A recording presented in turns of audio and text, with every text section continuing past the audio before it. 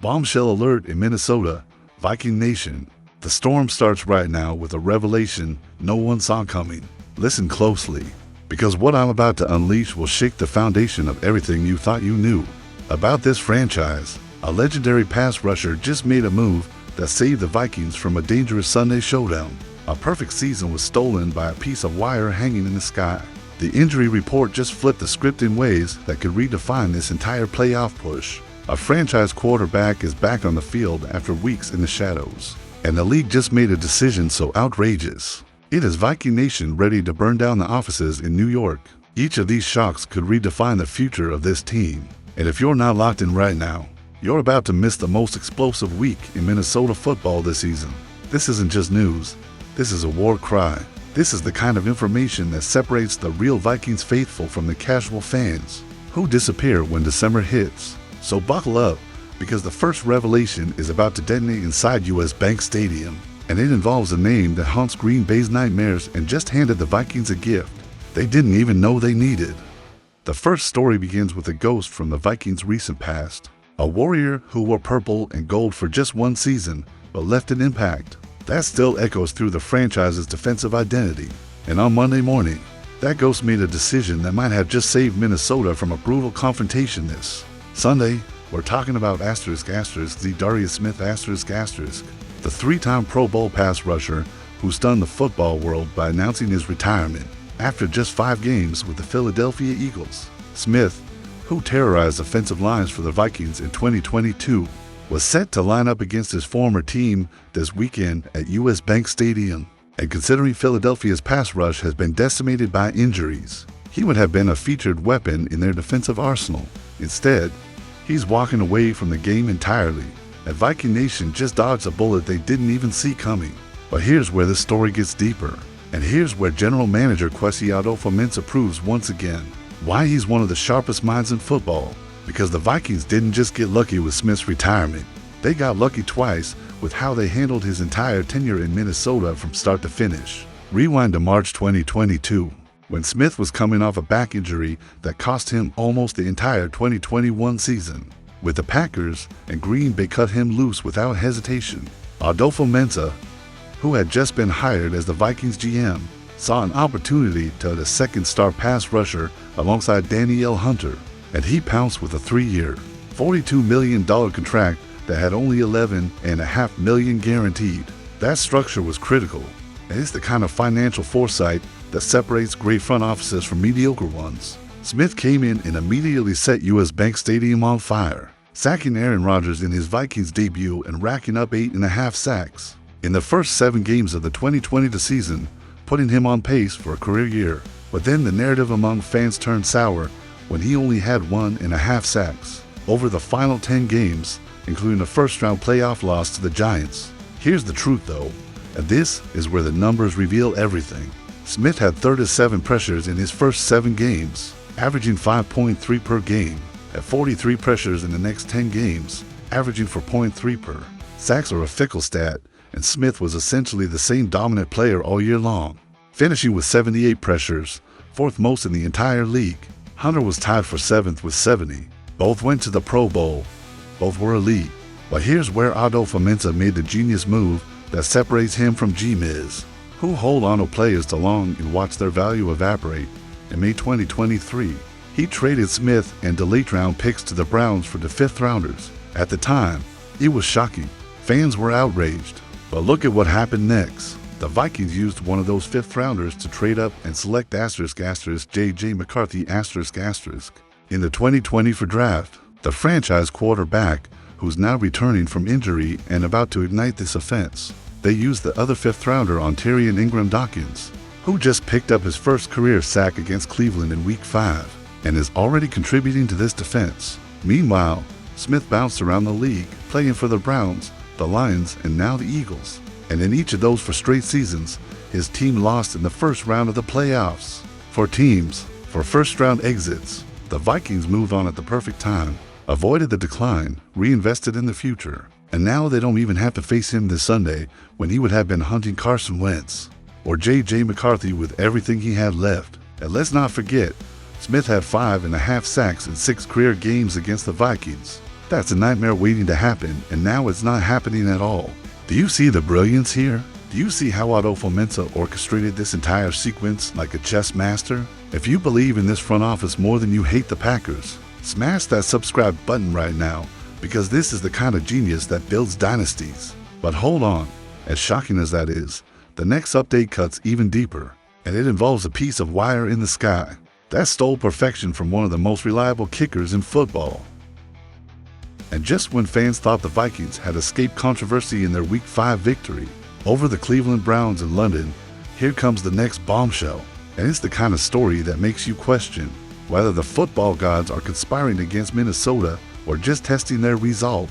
We're talking about **** will Reichard****, the rookie kicker who entered that London game with a perfect 8.48 record on field goals this season, a record that included a franchise record 62-yard bomb that nearly tore through the back of the net. Reichard was flawless, automatic, the kind of weapon that gives coaches the confidence to be aggressive on 4th down because they know their kicker can bail them out from anywhere inside 60 yards. But with about 10 minutes left in the game, trailing the Browns 17-14, Reichard lined up for a 51-yard field goal attempt. And what happened next was so absurd, so infuriating, so perfectly ridiculous that it belongs in a museum of NFL officiating disasters. The kick veered right, missing the uprights, and replays immediately showed something that made Viking Nation's blood boil. The ball had been deflected by the Skycam wire hanging over the field, not by the wind, not by a bad snap, not by poor technique, by a piece of broadcast equipment that had no business interfering with the game. According to the rulebook, when a kick hits the Skycam wire, the play should be dead and the kick should be reattempted. But the referees didn't see it. They didn't stop the play. They didn't review it. They let the miss stand, and Reichard's perfect season was shattered by something completely out of his control. Now here's where the story takes an even more maddening turn, because Reichard's agents and the Vikings front office did exactly what they should have done. They appealed to the NFL to have the missed field goal removed from the stat sheet. They presented the video evidence. They cited the rulebook. They made a case so airtight that even the league's officials couldn't deny it. And you know what the NFL did? They acknowledged the blown call. They admitted the referees missed it. They confirmed that the Skycam wire interfered with the kick. And then, they refused to make the statistical adjustment. Let that sink in for a second. The league admitted they screwed up, admitted the kick should have been reattempted, admitted Reichard was robbed of a fair chance, and then said, "Too bad, the miss stays on your record." Are you kidding me? This is the same league that overturns calls on replay reviews. The same league that issues apologies to teams after games. The same league that fines players for uniform violations and celebrates on the field. But they won't correct the statistical error caused by their own broadcast equipment. The hypocrisy is staggering, and it's the kind of decision that makes you wonder if the NFL has any integrity left. When it comes to protecting players and preserving the legitimacy of the game, Coach Kevin O'Connell addressed the situation with the grace and professionalism you'd expect, saying that neither he nor Reichard nor anyone in the booth saw the wire interference in real time, and that Reichard told him the kick felt good off his foot. O'Connell even compared it to a golfer keeping their head down and not seeing where the ball went immediately. But here's the thing, it doesn't matter if they saw it in real time. The video evidence is undeniable. The rulebook is clear. The NFL admitted fault, and yet Reichard's perfect season is still gone, erased by a wire in the sky in a league that refuses to do the right thing. Now, the Vikings won that game 21-17, so the controversy didn't cost them a victory. If they had lost by 3 points, this would be a 5-alarm fire that would have congressional hearings and lawsuit threats flying around. But the principle remains, well, Reichard deserved better. The Vikings deserve better. Viking Nation deserved better. And the fact that the NFL won't correct their own mistake is a disgrace. That should embarrass everyone in that Park Avenue office. If you're as furious about this as I am, if you think the NFL needs to be held accountable for this kind of garbage, drop a comment right now and let them know Viking Nation won't forget this. But listen, the next chapter isn't about controversy or injustice. It's about hope, healing, and a roster that's about to get significantly more dangerous heading into a massive showdown with the Philadelphia Eagles. Stay with me, because what comes next will flip the script in ways nobody predicted. And it's the kind of news that has Viking Nation buzzing with optimism as this team prepares for a critical stretch of the season. After a much-needed bye week, head coach Kevin O'Connell stepped to the podium on Monday and delivered a series of injury updates that could completely reshape the trajectory of this Vikings squad. The headline? Blake Cashman the linebacker who serves as the defensive heartbeat of Brian Flores' aggressive scheme, is officially opening his 21-day practice window after missing time since week 1 with a hamstring injury. Cashman's return is seismic, and if you don't understand why, you haven't been paying attention to what makes this defense tick. He's the catalyst, the player who allows Ivan Pace Jr. to fly around like a missile without worrying about gap responsibility, the versatile weapon who can cover tight ends, blitz off the edge, and diagnose plays before they develop. Without him, the defense has been good. With him, the defense is elite. O'Connell made it clear that Cashman will participate in on-field work throughout the week, and while there's no guarantee he'll be active for Sunday's game against the Eagles, just having him back in the building is a massive step forward. The coach emphasized that Cashman has done an excellent job preparing himself to play, and now it's about getting him through a full week of practice to see where he stands by game time. But Cashman isn't the only one returning to health, and this is where the update becomes a full-blown celebration for Viking Nation, because O'Connell rattled off a list of names that should have every fan in Minnesota doing backflips, Donovan Jackson, Michael Juergens, Brian O'Neill, and J.J. McCarthy, will all participate in practice this week in different capacities. Jackson, the guard who provides crucial interior protection. Juergens, the center who stabilizes the offensive line. O'Neill, the right tackle who's been a cornerstone of this offense for years. And McCarthy, the franchise quarterback who's been sidelined since week 2 with a high ankle sprain. All of them back, practicing, getting healthier, building chemistry, preparing to contribute. Now, O'Connell was careful not to commit to anyone playing on Sunday, and that's the right approach. You don't rush players back from injury just because you can. You make sure they're truly ready, truly healthy, truly capable of performing at the level this team needs. But the fact that all these players are even participating in practice is a dramatic shift from where the Vikings were just a couple weeks ago, when the injury report looked like a mass unit and fans were wondering if this team could survive the gauntlet of NFC contenders waiting on the schedule. Think about what this means for Sunday's matchup against the Eagles. Philadelphia is coming in with their own injury issues, particularly on the defensive line, where Za'Darius Smith's retirement just blew a hole in their pass rush rotation. If the Vikings can get even a few of these players back, even in limited roles, it shifts the entire dynamic of the game. A healthier offensive line means more time for Carson Wentz or J.J. McCarthy to operate. A healthier Blake Cashman means more chaos in the backfield for Jalen Hurts. A healthier roster means more depth, more options, more flexibility for O'Connell and Flores to deploy their schemes without worrying about running out of bodies. And let's talk about the bigger picture here, because this isn't just about one game. This is about positioning for the playoff push. The Vikings are sitting at a record that keeps them in the thick of the NFC North race, and every game from here on out is critical. Getting players back now, in Week 7, gives them time to build rhythm and cohesion before the brutal stretch in November and December, when division games and conference matchups will determine seeding and playoff berths. This bye week might end up being the most important week of the season, not because of what happened on the field, but because of what happened in the training room. O'Connell's ability to manage this roster, to keep players healthy and engaged, to build a culture where guys want to fight back from injury and contribute to something bigger than themselves. That's what separates good teams from great teams. That's what separates coaches who win playoff games from coaches who flame out in January. And right now, with this wave of returning players, it feels like the Vikings are building something special, something sustainable, something that could make noise when it matters most. If you believe this team is about to go on a run that shocks the entire NFC, hit that like button and let me know in the comments, because the next story takes us even deeper into the quarterback situation, and it's a revelation that has everyone in Minnesota holding their breath with anticipation.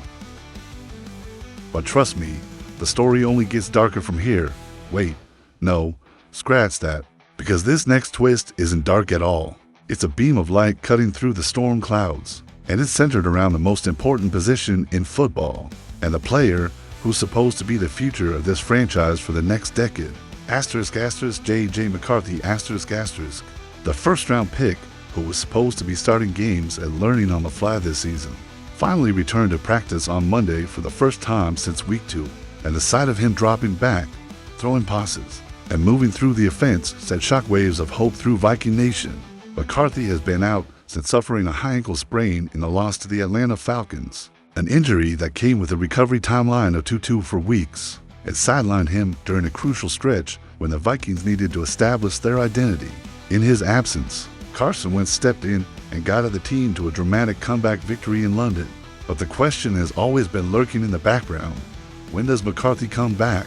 And what does the offense look like when he does? Well, Monday gave us the first glimpse of an answer, even if it's not the complete picture yet.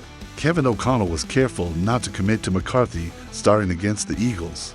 And that makes sense for a couple reasons. First, you don't rush a quarterback back from a high ankle sprain just because he can throw a football. You need him mobile, confident, able to move in the pocket and escape pressure without worrying about re-injury.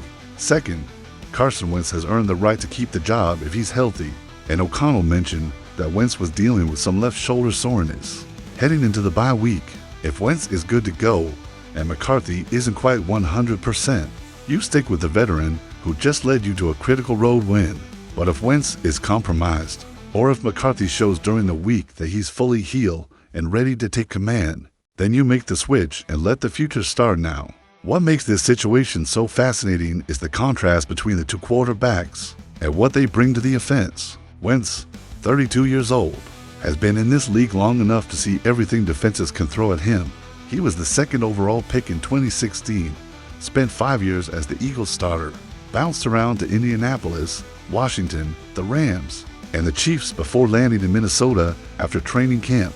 He's got a career record of 49 wins, 4-7 losses, and 1 tie in 97 starts. With over 23,000 passing yards and 158 touchdowns, he knows how to manage a game. He knows how to make the throws that matter in crunch time. He's the safe choice, the experienced hand, the guy who won't panic when the Eagles bring pressure and the crowd is roaring.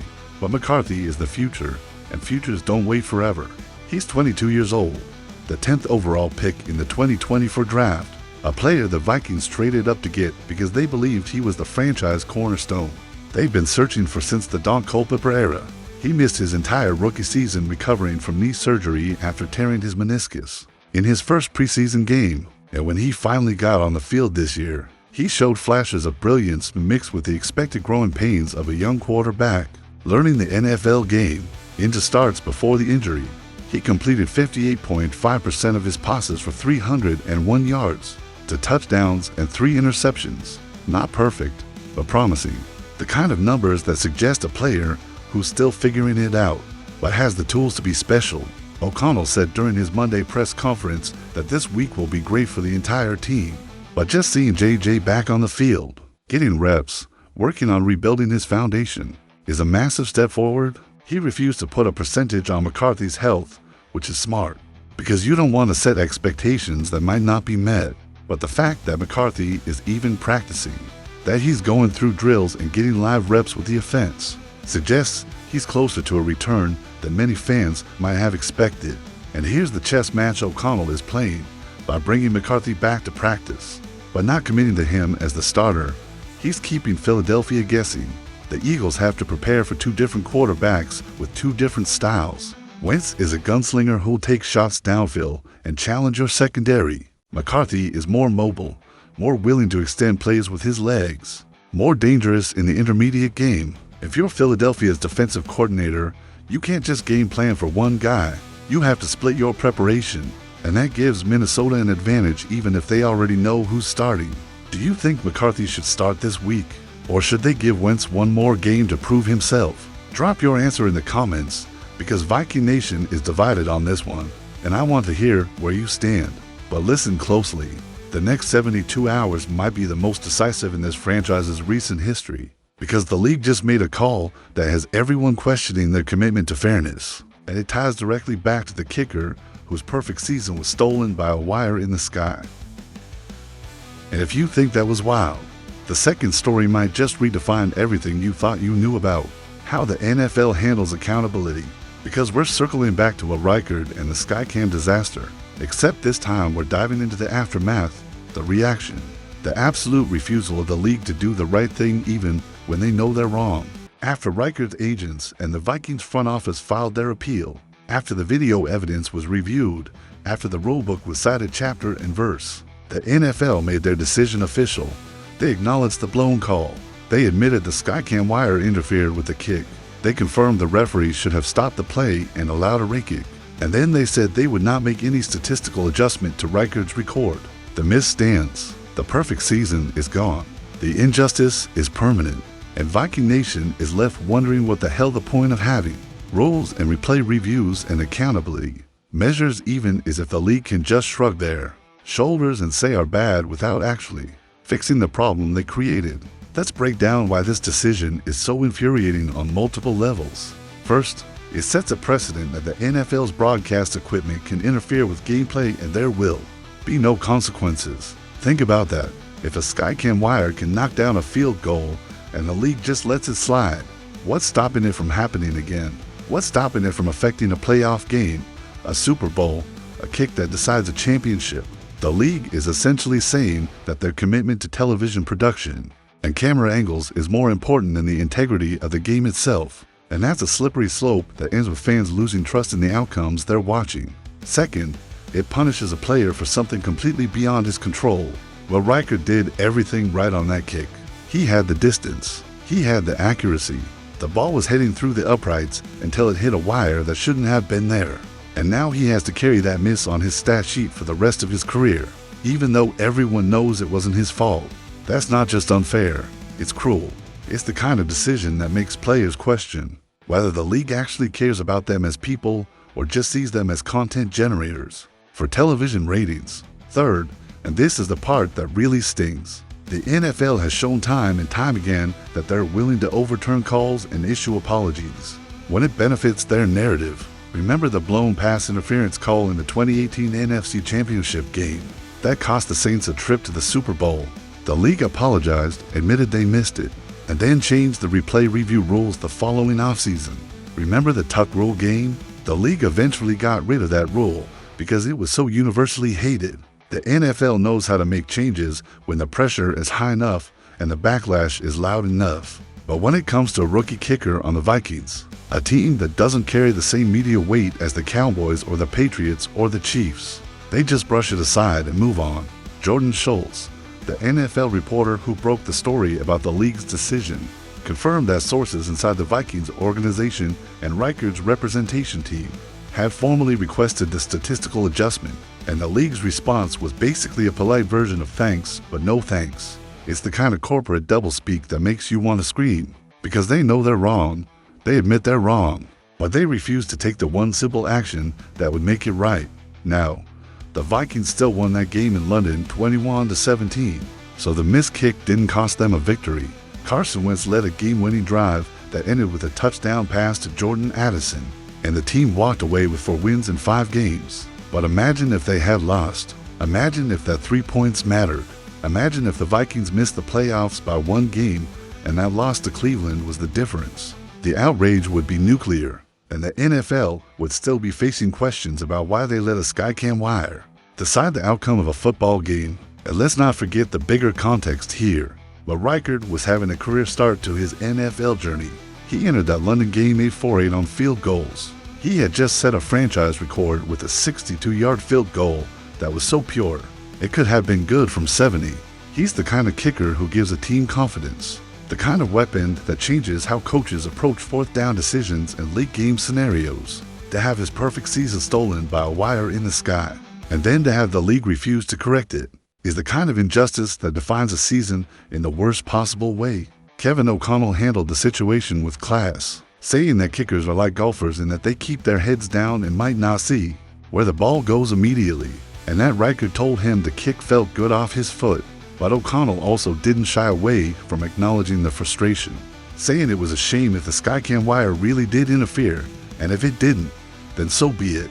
That's coach speak for we got screwed, but I'm not going to say it out loud and give the league a reason to find me, and you have to respect that, because O'Connell is walking a tightrope between defending his player and not creating a distraction. That hurts the team's focus heading into a massive game against the Eagles. But here's what Viking Nation needs to understand.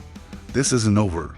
The miss might stay on Reichard's record for now, but the story will follow the NFL for years. Every time a Skycam wire interferes with a play, every time a broadcast element affects gameplay, every time the league has to answer questions about why they prioritize television production over competitive fairness, this moment will be brought up. But Reichard will be the name that defines the NFL's failure to protect the integrity of the game. And that's a legacy the league should be ashamed of. So what do we do about it? We make noise. We demand accountability. We don't let this story fade into the background just because the Vikings won the game. If you're furious about this, if you think Reichard deserves better, if you believe the NFL needs to be held to a higher standard, then smash that like button, drop a comment letting the league know how you feel, and subscribe to this channel so you never miss an update on how this story develops. Because this is bigger than one kick. This is about whether the NFL cares more about doing what's right or doing what's convenient. And if this week felt like an earthquake, what's coming next could be the aftershock that topples the whole season. The Vikings are healthier than they've been in weeks. Blake Cashman is back.